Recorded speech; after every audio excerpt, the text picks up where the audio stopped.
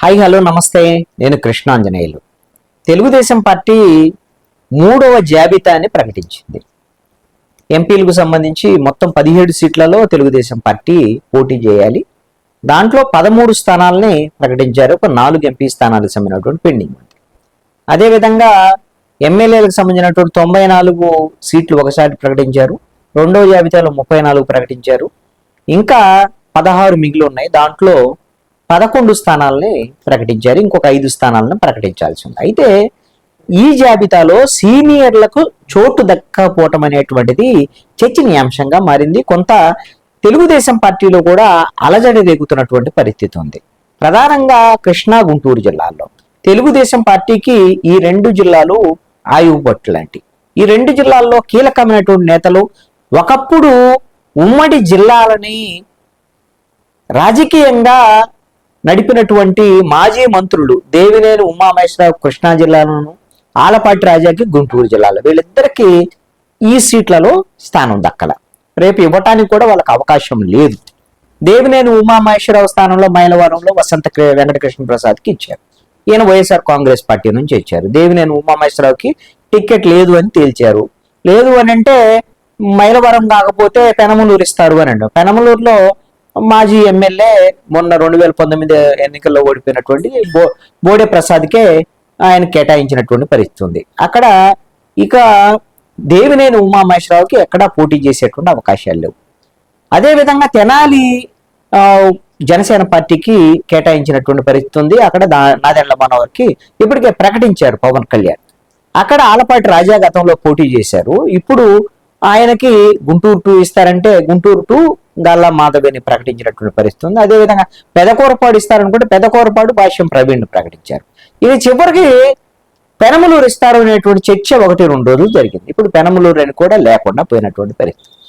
వీళ్ళు పైకైతే దేవినేని ఉమామహేశ్వరరావు, అదేవిధంగా ఆలపాటి రాజా మేము పార్టీ అధిష్టానం చెప్పినట్టు వింటాము అనేటువంటి విధంగా ఏం మాట్లాడినప్పటికీ కూడా వాళ్ళ కార్యకర్తల పేరుతో ఈ రోజున ఆ 2 నియోజకవర్గాల్లో, లేకపోతే 2 జిల్లాల్లో కూడా ఈ విధమైన అసంతృప్తి జ్వాలలో రగులుతున్నటువంటి పరిస్థితి అయితే మాత్రం స్పష్టంగా కనపడుతుంది. ఇక కృష్ణా జిల్లాలో వంగవీటి రంగ కుమారుడు రాధాకు సంబంధించినటువంటి విషయంలో ఈయన విజయవాడ సెంట్రల్ సీట్ ఆశించి వైఎస్ఆర్ కాంగ్రెస్ పార్టీ నుంచి 2019 ఎన్నికల తర్వాత సీట్ రాలేదనే దాని మీద తెలుగుదేశం పార్టీలోకి వచ్చారు. ఇప్పుడు మచిలీపట్నం ఎంపీ లేదు, అలాగని విజయవాడకు సంబంధించినటువంటి విషయాల్లో 3 సీట్లకు సంబంధించినటువంటి వ్యవహారం ఇప్పటికే క్లారిటీ వచ్చేసింది ఈ కూటమికి సంబంధించి. అది మరి వంగవీటి రాధా టికెట్ ఎక్కడ? అతనికి టికెట్ దక్కినటువంటి పరిస్థితులు. అదేవిధంగా ఉత్తరాంధ్రలో కీలకమైనటువంటి గంటా శ్రీనివాసరావుకు ఫైనల్ గా చంద్రబాబు నాయుడు నువ్వు చీపురుపల్లి వెళ్లాల్సిందే అని చెప్తే గంటా శ్రీనివాసరావు మాత్రం భీమిలి కావాలని పట్టుబట్టేటువంటి పరిస్థితి ఉంది. భీమిలి ఇచ్చేటువంటి అవకాశం లేదు అని తెలుగుదేశం వర్గాలు చెప్తున్నాయి. భీమిలికి సంబంధించిన జనసేనకు కావాలి, పంచకర్ల సందీప్ కని జనసేన వాళ్ళు కూడా డిమాండ్ చేస్తున్నారు. ఇది తెలుగుదేశం జనసేన మధ్య ఘర్షణ వాతావరణం ఉన్నటువంటి పరిస్థితి ఉంది. మరి బాలకృష్ణ అల్లుడు భరత్కి ఎట్టకేలకు విశాఖపట్నం ఎంపీ కేటాయించారు. మొన్నటి వరకు భీమిలి సీటు భరత్కి ఇస్తారనేటువంటి చర్చ కూడా జరిగింది. మరి ఇప్పుడు భరత్కు ఎంపీ సీటు కేటాయించినటువంటి పరిస్థితి ఉన్నప్పుడు ఇక ఇబ్బంది ఏముంది భీమిలి సీటు ఇవ్వడానికి?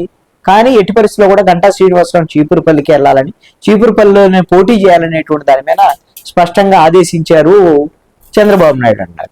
ఆ భీమిలిలో ఆయన సర్వే చేయించుకున్నారు గంటా శ్రీనివాసరావు. అక్కడ తాను గెలిచేటువంటి అవకాశం లేదని స్పష్టంగా తేలినటువంటి. అసలు ఏం చేయాలి? ముందుకు పోతే నుయ్యి, వెనక్కి వస్తే గొయ్యి అన్నట్లుగా చీపురుపల్లి వెళ్తేనేమో బొత్స చేతిలో ఓడిపోవాలి, లేదు అంటేనేమో ఎక్కడ టికెట్ దక్కనటువంటి పరిస్థితి ఉంది. ఈ విధమైనటువంటి పరిస్థితుల్లో ముగ్గురు కలిసి కూటమిగా ముందుకు రావటం అనేటువంటిది తెలుగుదేశం, జనసేన, బీజేపీ కొంత బలంగా పై కనిపించినప్పటికీ కూడా ఈ సీట్లకు సంబంధించినటువంటి పంపిణీ విషయంలో తెలుగుదేశం పార్టీలో సీనియర్లకి త్యాగం చేయాల్సినటువంటి పరిస్థితి రావటం, దీంతో అసంతృప్తి జ్వాలలు. రెండో వైపునేమో తెలుగుదేశం, జనసేన మధ్య ఘర్షణలు. ఇది ఎక్కడో చిన్న చోట్ల అయితే పర్వాలేదు. పిఠాపురంలోనే పవన్ కళ్యాణ్కే ఈ విధమైనటువంటి అసమ్మతి సగం ఉంది. పవన్ కళ్యాణ్ మీద ఒకవేళ పవన్ కళ్యాణ్ గారిని ఇక్కడ పోటీ చేయకుండా కాకినాడకి వెళ్తే నేను మళ్ళీ పిఠాపురం నుంచి పోటీ చేస్తానని తెలుగుదేశం మాజీ ఎమ్మెల్యే వర్మ మాట్లాడుతున్నటువంటి మాటలు. అదేవిధంగా మరి నాదెళ్ల మనోహరం మీద కూడా ఆలపాటి రాజాకి సంబంధించినటువంటి వాళ్ళ అనుచరులు రెబల్ గా పోటీ చేసేటువంటి అవకాశాలు కూడా ఉండొచ్చు అనేటువంటి చర్చారు. ఇక వర్మ అక్కడేమో పిఠాపురంలో, ఇక్కడేమో ఆలపాటి రాజా, ఈ విధంగా పవన్ కళ్యాణ్ నాదెండ్ల మనోహర్ మధ్య ఈ విధమైనటువంటి ఇబ్బందులు ఉంటే ఇంకా తెలుగుదేశం జనసేన బీజేపీ మధ్య ఏ విధంగా ఓటు ట్రాన్స్ఫర్ అవుతుందనేది చూడాలి. ఇక బీజేపీకి సంబంధించి బీజేపీ సీట్లు అయితే తీసుకుంది కానీ వాళ్ళ పరిస్థితి కుడితిలో పడ్డ ఎలక సామెతలాగా ఉంది. ఎందుకు అనంటే 10 ఎమ్మెల్యే సీట్లు ఇచ్చాడు చంద్రబాబు నాయుడు, అదేవిధంగా 6 ఎంపీ సీట్లు ఇచ్చాడు. తీరా వాళ్ళ అభ్యర్థులు పోటీ పెట్టాలని నిర్ణయించుకునేటువంటి పరిస్థితుల్లో తెలుగుదేశం పార్టీ నుంచి వచ్చిన వాళ్ళకి సీట్లు ఇవ్వాలనేటువంటి దాని మీద ఒత్తిడి చేస్తున్నట్టుగా బీజేపీ వాళ్ళు అంటున్నటువంటి మాట ఇది.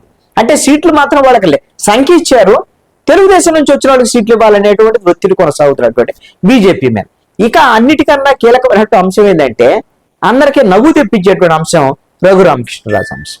ఇక రఘురామకృష్ణరాజు మొన్న తాడేపల్లిగూడెం సభలో చంద్రబాబు నాయుడు పవన్ కళ్యాణ్ సమక్షంలో ప్రకటించుకున్నాడు, నరసాపురంలో కూటమి అభ్యర్థిగా నేనే అని ప్రకటించుకున్నాడు. మరి తీరా చూస్తే రఘురామకృష్ణరాజుకి ఈ 13 ఎంపీ అభ్యర్థులకు సంబంధించినటువంటి ప్రకటన తెలుగుదేశం పార్టీ చేసింది, దాంట్లో లేడు. మరి తెలుగుదేశం పార్టీ ఇవ్వట్లేదంటే మరి బీజేపీ ఇస్తుందా? మరి బీజేపీ ఇవ్వకపోతే మరి జనసేన ఇస్తుందా? అసలు ఈ ముగ్గురు మధ్య రఘురామకృష్ణరాజు పరిస్థితి ఏంటో అర్థం కానటువంటి పరిస్థితి. ఫైనల్ గా జరిగేటువంటిది ఏంటి అని అంటే ఎవరికి ఏ ఇబ్బంది వచ్చినా, ఎవరికి సీట్లు కావాలన్నా పవన్ కళ్యాణ్ జనసేన పార్టీకి సంబంధించినటువంటి విషయంలోనే వాళ్ళే సీట్లు తగ్గించుకోవాల్సినటువంటి పరిస్థితి. ఇప్పుడు ఎందుకంటే 3 ఎంపీల నుంచి 1 బీజేపీకి ఇచ్చేసి 2 వచ్చాడు పవన్ కళ్యాణ్. ఇప్పుడు ఒకవేళ నరసాపురం నుంచి జనసేన తరఫున రఘురామకృష్ణరాజుని పోటీ చేయించాలంటే మరి పవన్ కళ్యాణ్ త్యాగం చేసి రఘురామకృష్ణరాజు జనసేన తరఫున చేస్తారో లేదో తెలియదు. లేదంటే బీజేపీ తరఫున పోటీ చేసినా ఇంకొక ఎంపీ సీట్ నేను తగ్గించుకుంటానని పవన్ కళ్యాణ్ అనిపిస్తారా ఏమిటి అనేటువంటిది తెలియదు. ఇప్పటికే జనసేన భీమవరంలో పులివర్తి రామాంజనేయులు తెలుగుదేశం పార్టీ నుంచి చేరినటువంటి అతనికి జనసేన అభ్యర్థిగా టికెట్ ఇచ్చినటువంటి, అంటే తెలుగుదేశం వాళ్ళు వచ్చిన వాళ్ళకి సీట్లు ఇవ్వటం, బీజేపీకి కావాలంటే సీట్లు తగ్గుతుంటే వాళ్ళకు కొన్ని ఎమ్మెల్యే సీట్లు ఇవ్వటం, కొన్ని ఎంపీ సీట్లు ఇవ్వటం, ఈ విధమైనటువంటి త్యాగాలు చేయాల్సినటువంటి పరిస్థితి వచ్చింది. అంటే వాళ్ళు గత్యంతరం లేనటువంటి పరిస్థితిలో మా పవన్ కళ్యాణ్కి ఎక్కడ నెగ్గటమో కాదు ఎక్కడ తగ్గటమో తెలుసు అని సినిమా డైలాగులు చెప్తారు. లోపల మాత్రం బాధ మాత్రం తీవ్రమైనటువంటి ఆవేదన జనసేన శ్రేణుల్లో జన సైనికుల్లో కనపడుతున్నటువంటి పరిస్థితి ఉంది. ఈ పరిస్థితి 3 కూటమి పరిస్థితి ఎలా ఉంది అంటే ప్రజలందరూ చూస్తున్నారు. ముగ్గురు కలిసారు, ఏముంది పెద్ద పార్టీలు, అక్కడేమో కేంద్రంలో అధికారంలో రాబోయే పార్టీ, ఇక్కడేమో 2 ప్రతిపక్ష పార్టీలు, బలమైన పార్టీలు అందరూ అనుకుంటుంటే ఈ ముగ్గురు మధ్య ఈ సీట్ల విషయంలో పొసగని పంచాయతీ అనేటువంటి మాత్రం కొంత నష్టం కలిగించేటువంటి విధంగా ఉంది ప్రతిపక్ష కూటమికి.